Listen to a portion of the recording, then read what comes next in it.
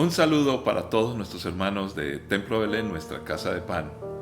Una vez más estamos en este espacio el fin de semana para compartir la palabra del Señor y enfocarnos en las grandes bondades, las bendiciones de Dios que están descritas en su palabra, para ayudarnos a crecer, a madurar y también bendecir a otros. Así que, prestos con tu familia, con tus amigos, comparte este programa, este video con ellos. Y si te puedes reunir, pues mucho mejor para compartir, para orar juntos, para caminar juntos. Gracias por estar con nosotros y recuerden, asistan a una de nuestras sedes. Por este medio me pueden ver, no les puedo ver, ustedes no pueden ver a otros y también otros quieren verles. Así que oremos dándole gracias al Señor, y si hay alguna necesidad, algunos están recuperándose de enfermedades, otros en el hospital, algunos fueron operados, gracias a Dios, con gran éxito. Así que démosle gracias al Señor, y si hay alguna petición, confía en el Señor que Él está dispuesto a responder. Padre, estamos unidos como iglesia, como cuerpo, como casa de pan. Te pedimos que esa bendición que has prometido, que siempre se cumple, continúe en nosotros. Por eso aquellos que necesitan espiritualmente tener un cambio, ayúdales con tu palabra y que podamos juntos trabajar en ello, Señor. Aquellos que están enfermos, sánales en el nombre de Cristo Jesús. Aquellos que tienen algún problema emocional, que también necesita sanidad, hazlo en el nombre de Cristo Jesús. Te lo pedimos, Padre. Aquellos que están emprendiendo, que tienen necesidades de soluciones de cualquier tipo administrativo, de sus finanzas, de los planes de estudio, en fin, qué hacer, dónde moverse, algún viajar. Aquellos que están migrando, Señor Padre, glorifícate y bendíceles con tu sabiduría. Y siempre buscar el consejo de otros que han caminado en bendición, Señor, bajo tu instrucción. Padre, a todos, gracias, Señor, porque les vas a bendecir, nos vas a bendecir. Y cualquier otro problema, Señor, lo ponemos en tus manos. Gracias en Cristo Jesús. Amén. Bueno, uno de los aspectos más importantes para la vida es precisamente disfrutarla, pero no disfrutarla solos egoístamente, sino con aquellos que están con nosotros. Los amigos, está bien, compañeros de trabajo, pero todo empieza en la familia. En la familia es donde aprendemos a socializar, aprendemos a cooperar, aprendemos a ayudar a los demás, aprendemos a reconocer el valor de las personas y cómo juntos podemos construir de gran manera. Eso es importante. Desafortunadamente este mundo ha enseñado el egoísmo. Hay posturas, ideologías, pensamientos y casi que todo se está manejando de una manera netamente intelectual, basadas muchas veces desde un relato y no desde los datos, como hemos dicho. Basados también sobre las malas experiencias de cada uno, los deseos personales y egoístas que se quieren imponer a los demás. ¿Cómo encontrar lo más justo y lo más verdadero? Y aquí viene no solo nuestra enseñanza, sino la oración misionera. Vamos a orar porque en todos los hogares del mundo, aún en aquellas culturas que son tan distintas a las nuestras, en donde compartimos precisamente eso, la familia. Un padre, una madre. Un padre y una madre que se unieron. Eso sí, esperamos por amor, pero que la parte biológica les ayudó para que engendraran hijos. Y allí, ¿cómo se van a levantar esos hijos? ¿Cómo se van a criar? ¿Cómo se les va a enseñar? ¿Qué va a pasar en el futuro? Todo eso lo compartimos, los anhelos, los sufrimientos, las expectativas, la protección natural que tenemos hacia los hijos. Todo eso lo compartimos, aunque haya algunos puntos de vista distintos culturalmente, es lo mismo. Y Dios creó al hombre y a la mujer y los bendijo Dios, pero los bendijo para fructificar y multiplicarse. Fructificar, tener hijos, multiplicarse, muchos más y poblar la tierra, extender. Multiplicación, fruto, bendición abundante. Esto ha fallado. Oramos al Señor para que en cada pueblo de la tierra la palabra pueda ser afirmada en la familia. Padre Santo, clamamos por nuestros obreros que están tratando de llevar la palabra. Oramos por aquellas iglesias pequeñas que apenas están comenzando en lugares donde antes no habían, porque el evangelio la palabra no había llegado a ellos, Señor. Te pedimos que den fruto, mucho fruto, pero por supuesto, Oramos para que eso se dé en los hogares, en las casas. Con unos padres que, siendo transformados por la palabra, empiecen a modelar una vida diferente. Empiecen a entender cuál es la norma tuya, Señor. Esa palabra que tanto nos asusta, pero la norma tuya libera, es de bendición, Señor. Así que guíanos y ayúdanos, y seguiremos como iglesia procurando llevar el Evangelio desde aquí hasta allá, para que todas las familias de la tierra, que por supuesto tienen derecho a ser feliz, lo logren. En el nombre de Cristo lo pedimos y lo creemos, oh Dios. Amén. Muy bien, ahora vamos a la palabra, y tenemos una palabra sencilla de entender, fácil de aprender, pero se necesita bastante disposición para caminar en ella. Vamos a irnos al libro de Efesios, capítulo 6, versículos 1 al 4. Dice así la Escritura: Hijos, obedezcan a sus padres porque ustedes pertenecen al Señor, pues esto es lo correcto. Honra a tu padre y a tu madre. Ese es el primer mandamiento que contiene una promesa. Si honras a tu padre y a tu madre, te irá bien y tendrás una larga vida en la tierra. Padres, no hagan enojar a sus hijos con la forma en que los tratan. Más bien, críenlos con la disciplina e instrucción que proviene del Señor. Padre, es tu palabra que con suma urgencia la necesitamos. Queremos aprenderla, queremos vivirla y compartirla, Señor, empezando en nuestras casas, en Cristo Jesús. Amén. En la Biblia aparece una dinámica para enseñar, para aprender. Y siempre necesitamos unos aprendices y unos que enseñan. A la larga, todos somos aprendices. Tenemos un Padre Celestial.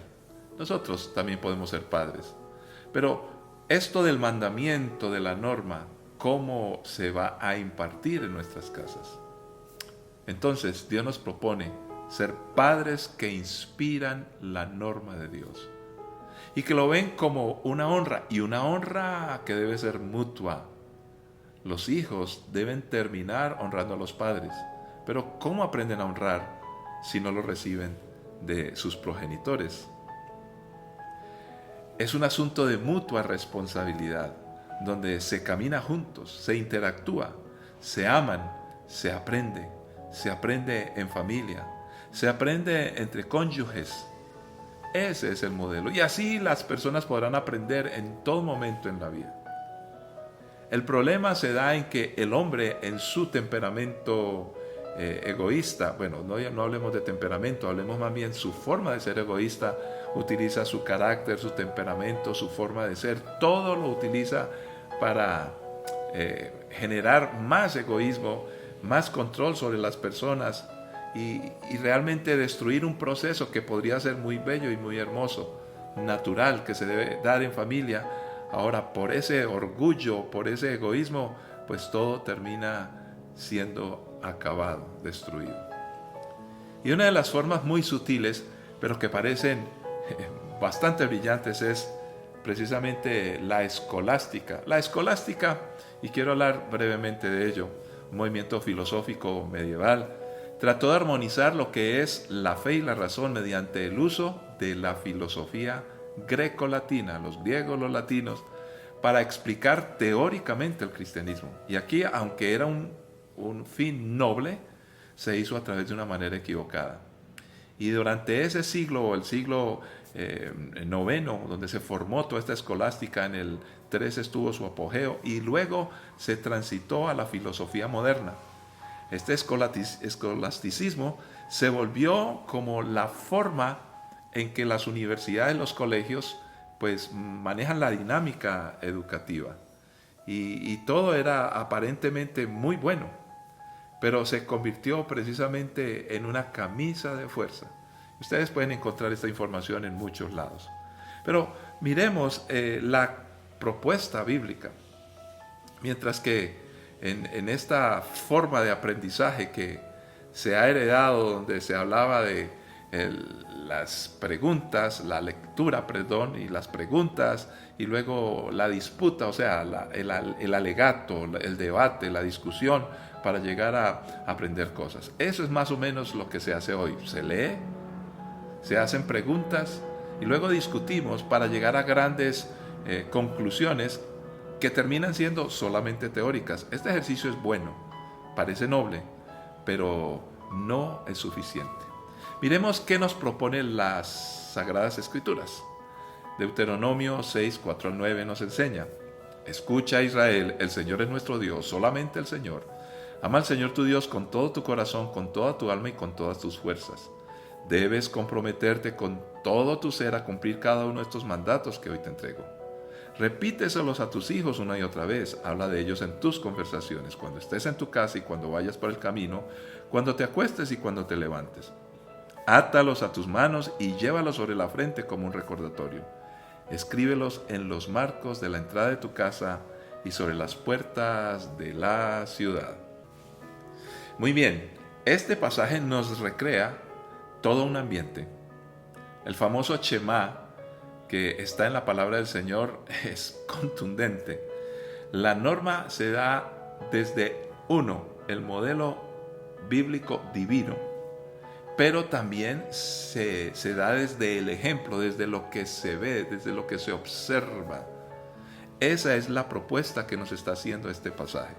Porque se hacía mediante la repetición, pero no una repetición con un tablero, unas planas o un dictado o solamente la oralidad. Dice claramente, sí, se repetía oralmente, pero se habla de en la mañana, al mediodía, en la noche, en el camino, en la casa, afuera. En otras palabras, era en el camino de la vida, con las manos en la masa. Aprender pan por teoría es interesante, pero otra cosa es cuando tenemos que enfrentarnos a los ingredientes y amasar para que llegue al punto.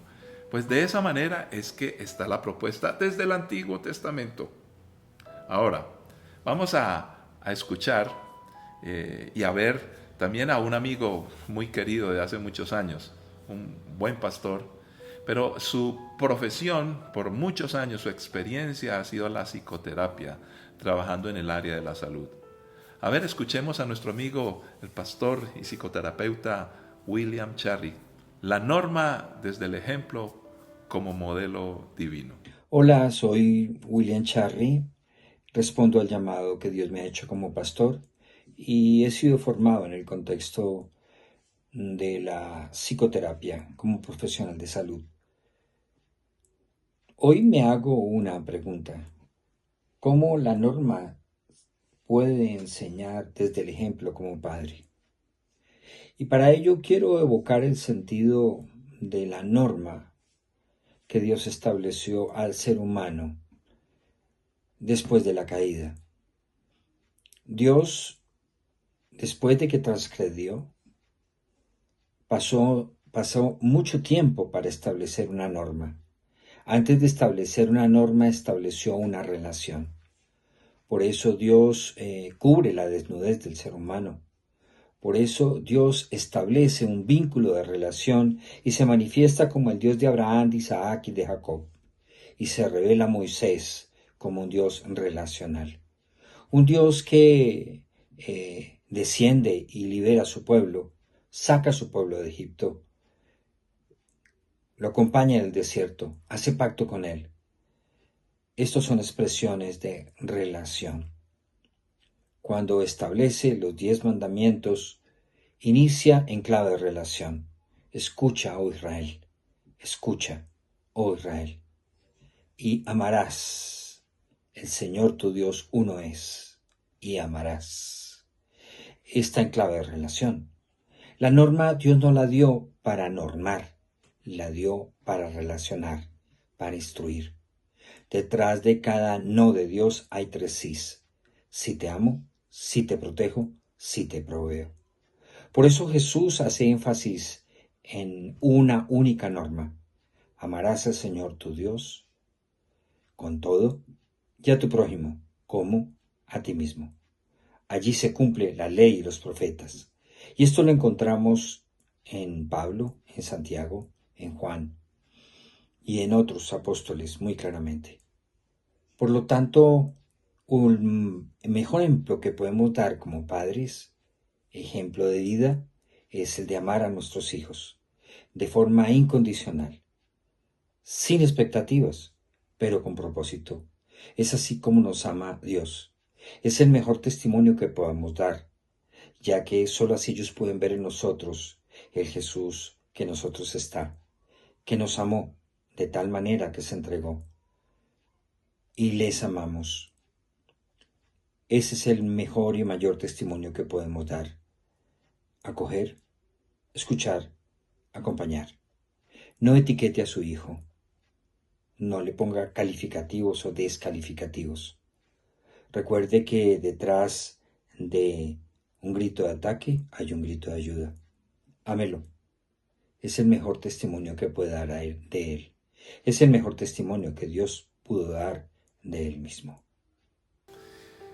Muy bien, después de escuchar algo que es totalmente cierto porque tiene apoyo en la Biblia, pues recreemos un poquitico el Nuevo Testamento en Juan 13, 34 al 35.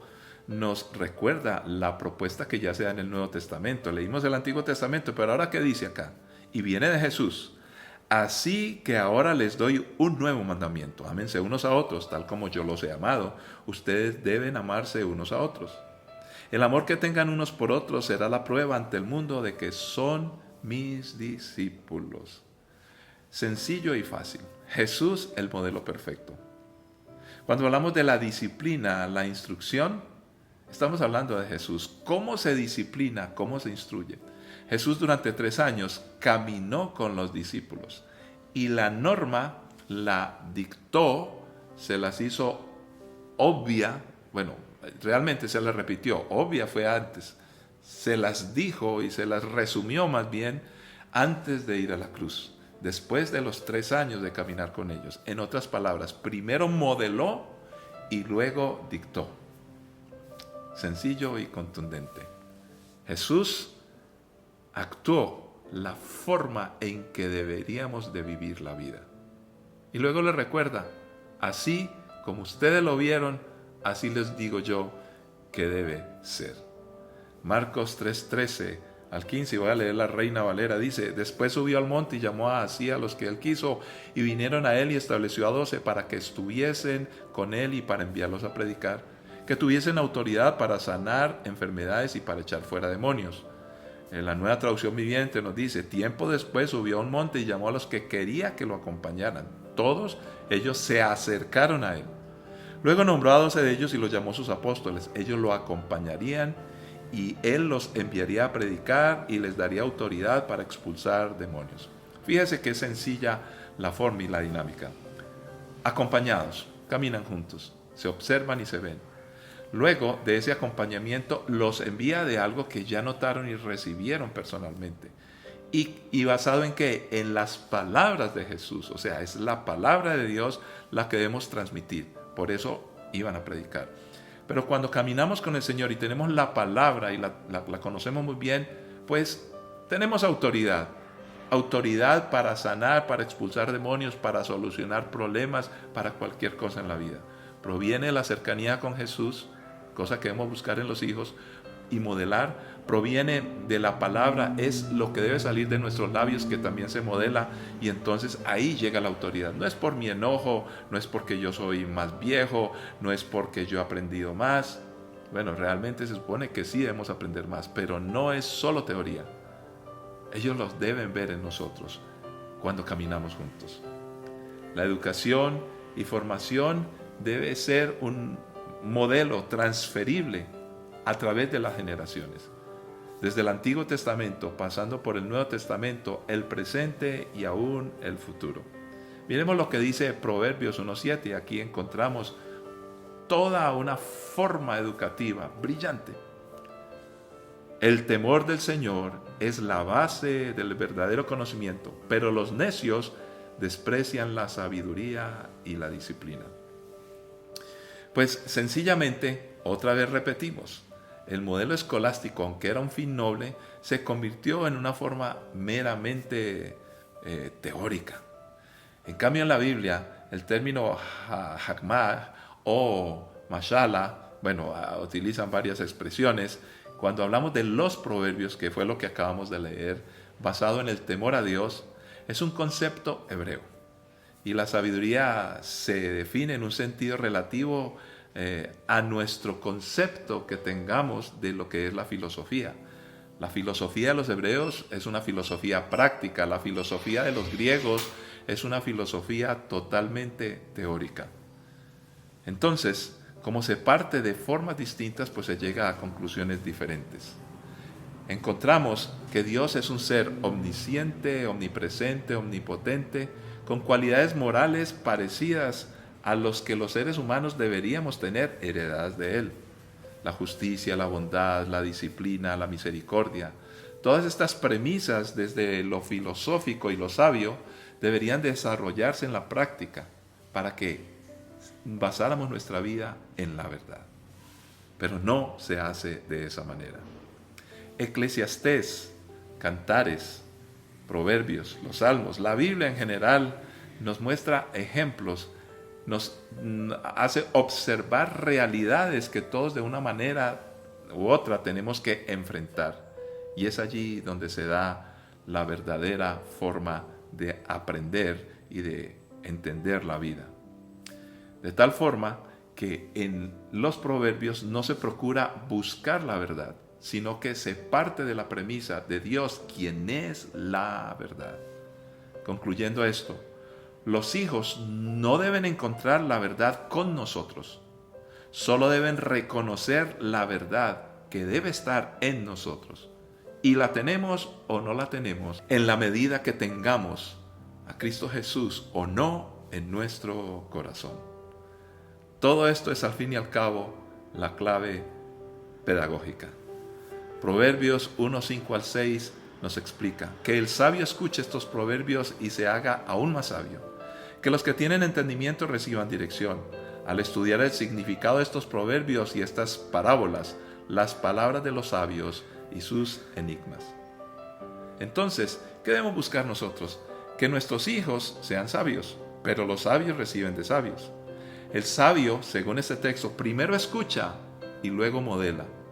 La sabiduría no se enseña, solo se aprende, porque ya viene de Dios. En otras palabras, cuando yo pretendo enseñar sabiduría, realmente yo no la estoy enseñando. Yo estoy mostrando es algo que Dios ya tiene. La sabiduría no se puede enseñar, solo se aprende. Viene de nuestro gran, poderoso Padre Celestial. La actitud de aprender genera sabiduría permanente y dinámica. Eso es lo que nos dice ese texto. Entonces, nosotros podemos escuchar para poder ser mucho más sabios. Y eso lo vamos a lograr cuando observamos las realidades y vamos a entender lo que significa precisamente la palabra de Dios. Son observaciones, no son teorías. Entonces, la actitud de aprender nos va a generar mucho más en el futuro, no solamente a nosotros, sino a nuestros hijos. Y vamos a escuchar algo que también es sorprendente para muchos que estamos en esta onda de la educación tradicional de los hombres. Los límites, cuando hablamos de la norma, aparecen como algo repudiable. Dice, no amarres a tus hijos, libéralo. Según la Biblia, los límites y la norma de Dios, que viene de Dios, en lugar de atar, libera. Escuchemos a otro de nuestros amigos, Joan Bell. Él es un misionero que trabaja en la prevención de abuso a los niños, trabaja en la protección de los niños. Y nos va a hablar precisamente de eso, los límites que liberan. Hola, ¿qué tal? Soy Joan Bell y desde hace 24 años trabajo con niños en riesgo y desde la Asociación Nuevos Pasos. Y quiero hablaros de la importancia de una crianza, de una educación con límites. Los límites indican al niño qué es lo adecuado. Y seguro, esto va acompañado indudablemente de la socialización del niño y esto ayudará a integrarse y a interactuar con la sociedad de una forma sana, a respetar a los demás, a evitar las agresiones, tanto verbales como físicas. Por lo tanto, cuando un niño no se le enseña en base a límites, generalmente es lo contrario, es un niño que es muy antisocial, es un niño agresor. Ahora bien, para que el niño absorba correctamente los límites, nosotros, los adultos, debemos ser el ejemplo. Poner límites no quiere decir defender a capa y espada nuestra opinión o nuestra forma de pensar. Debemos explicar al niño para que éste entienda el porqué y el para qué de esos límites. Y cuando los niños entienden esos límites es otra cosa muy diferente. Cuando aplicamos los límites de las Escrituras también debemos contextualizarlas. Esto es muy importante para que ellos lo comprendan y puedan también aplicarlas. Los límites enseñan a construir desde la ética y desde la moral, por supuesto. Y cuando lo hacemos de forma correcta, estamos creando hombres de bien que sin duda alguna van a ser personas que establezcan familias mucho más sanas. En nuestra experiencia sabemos que los niños que son agresores, los niños que también son abusados, los niños que tienen diferentes problemas de conductas, muchos de ellos son niños en los cuales no se han establecido unos límites desde pequeño, no se les ha enseñado el valor de estos y mucho menos se les ha enseñado a vivir su vida con esta coherencia y con esos límites que nos marcan las Escrituras. Así que desde aquí os animamos a tener una paternidad correcta y a enseñar a vuestros hijos bajo este prisma de los límites que la palabra nos marca. Muchas gracias. Después de escuchar esto, precisamente llegamos a conclusiones muy fuertes. El que quiere aprender, se deja enseñar. Pero cuando tenemos ya como un rechazo a aprender de otros porque pensamos que nos van a controlar, al contrario, el padre que enseña bien libera al hijo, le da más oportunidades, le da más formas de ver la vida y poder tomar las mejores decisiones. El que quiere aprender, otra vez repito, se deja enseñar. El punto de madurez de una persona consiste en aquello que sucede cuando en una relación que es consistente, donde se ha logrado alcanzar confianza, por ejemplo con los padres, con una persona que lo está mentoreando a uno, pues ya uno le cree porque es una persona precisamente que sabe más, que entiende y que ha demostrado ser confiable, es consistente. Entonces yo no tengo que cuestionarle, simplemente aprendo y soy capaz de confiar en lo que me ha enseñado. Ojo, la Biblia también dice, maldito el hombre que confía en el hombre. Pero aquí se refiere al concepto humano, a la capacidad humana que solamente imparte un conocimiento frío, donde no hay un soporte de la evidencia, del ejemplo y del modelo. Si tú tienes un buen padre, una buena madre, que tal vez no estudió como tú, no sabe mucho de lo que tú sabes, ni ha podido hablar otros idiomas, conocer mucho mundo viajando, pero es una buena persona y es correcto y justo, es confiable. Lo que él ha aprendido y te enseña funciona. Si tú no lo aceptas, vas a sufrir. Así de sencillo es. Cuando observamos la realidad, no es el aula, no es la conferencia, no es la teoría, que sí sirven. Es aprender a vivir con las realidades. El camino que transitamos junto con nuestros padres, nuestros hermanos, como familia, en el día a día, reconociéndonos, impartiendo, modelando. Así se da el verdadero aprendizaje, la verdadera educación. Pero todo parte y vamos llegando a la conclusión, el temor a Dios. Otra vez, mashal, o los términos que se utilicen, tiene que ver el proverbio, el libro de Proverbios que ya leímos, el temor a Dios, con comparaciones. Se observa la realidad, cómo es o cómo no es. Recordemos que Dios es el único que sabe la ciencia del bien y del mal, no nosotros. Él es el que nos plantea. Por eso los proverbios dicen, el justo es así, el bueno es así. Si haces el mal, te irá así. Si haces el bien, te irá así. Es la realidad. Nos confronta con cosas que sí suceden efectivamente. Job 28:28. Esto es lo que Dios dice a toda la humanidad. El temor del Señor es la verdadera sabiduría. Apartarse del mal es el verdadero entendimiento. Cuando la palabra del Señor habla del temor a Dios, no se habla del pánico, del miedo, de ese Dios que nos quiere destruir. Al contrario, es el Dios que nos quiere proteger, nos quiere bendecir. Él no tiene nada que ganar con nosotros, porque Él es Dios. Si existiéramos o no, Él sigue siendo Dios. Es por el respeto. Yo siempre suelo utilizar este ejemplo, que es pequeño y no es en la misma proporción de Dios, pero que nos ilustra. Yo amo a mi esposa. Y entonces si soy tentado o si algo va a ir en contra de la relación, yo temo dañar esa relación de amor. Yo temo ofenderle. ¿Por qué? Porque daña, porque destruye. Pero no le tengo miedo a ella. No le tengo miedo a la norma. Ante la norma me protege. Así es con Dios. Temer a Dios es respetarle, es escucharle. Y como somos sus hijos debemos acercarnos confiadamente, porque estamos limpios por Jesucristo. Entonces no es el pánico. Es más, algunos obedecemos a veces, pensando en que no me quiero condenar. Y eso funciona, pero no debería ser la base, porque eso de la condenación se dio después del pecado. Antes todo era perfecto. ¿Por qué no regresamos en Jesucristo a esa relación de amor?